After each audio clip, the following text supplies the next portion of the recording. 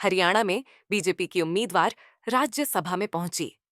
कांग्रेस के उम्मीदवार न उतरने के कारण बिना किसी विरोध के चयन हुआ 20 साल पहले भी किरण चौधरी राज्यसभा में जाने से चूक गई थी।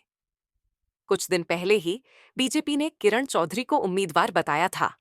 23 अगस्त को किरण चौधरी ने हरियाणा के सीएम नायब सैनी की मौजूदगी में अपना नामकरण भरा था।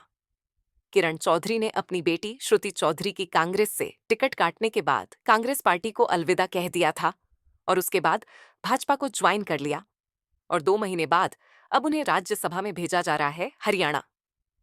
राज्यसभा की ये सीट कांग्रेस के दीपेंद्र हुडा के इस्तीफे के बाद खाली हुई थी। उनका कार्यक्रम अप्रैल 2026 तक था। हरियाणा के सीएम नायब सैनी ने कांग्रेस पर कसा तंज बोले, युवाओं को उपयोग करके उनके हालात पर छोड़ देते थे। आज 27 अगस्त 2024 को रोहतक में बीजेपी युवा मोर्चा की तरफ से युवा सदस्यता समारोह किया गया, जिसमें मुख्य तौर पर सीएम नायब सैनी और बीजेपी के राष्ट्रीय अध्यक्ष और सांसद तेजस्वी पहुंचे। उनको कहा कि बीजेपी युवाओं के लिए अवसर पैदा करती है, लेकिन कांग्रेस सरकार में युवाओं को नौकरी के लिए नेताओं के चक्कर काटने पड़ देते थे। सांसद तेजस्वी सूर्या ने संबोधित करते हुए कहा कि युवा ऐसी पार्टी में शामिल हो रहे हैं जिसमें एक बूथ अध्यक्ष भी राष्ट्रीय अध्यक्ष पर बन सकता है। कंगना रनौत की मुश्किलें। बरही बीजेपी सांसद एवं बॉलीवुड अभिनेत्री कंगना रनौत ने हाल ही में किसान आंदोलन को लेकर गलत बयान दिया था, जिससे बीजेपी ने सांसद कंगना रनौत से अपना पल्ला झाड़ लिया। अब एसजीपीसी ने बीजेपी सांसद कंगना रनौत और डायरेक्टर को नोटिस भेजकर माफी मांगने को कहा है।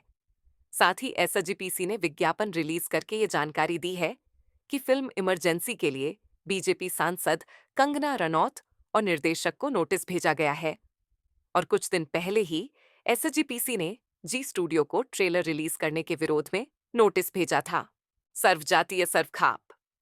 महिला महापंचायत की राष्ट्रीय अध्यक्ष संतोष दहिया ने फेसबुक पर लाइव आकर कंगना रनौत के बारे में अपने विचार रखे। आप भी सुनिएगा। भाइयों, आपने कंगना रनौत का एक बयान पहले सुना होगा। पहले आजादी तो 2014 में मिली है, उससे पहले तो हमने भीख मिली थी।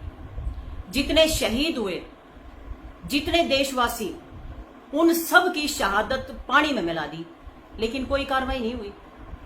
फिर जब किसान आंदोलन कर रहे थे, इसने कहा जो महिलाएं वहां बैठी हैं आंदोलन में, वो तो किराए पे लाए उड़ी महिलाएं हैं, 100 200 रुपया में।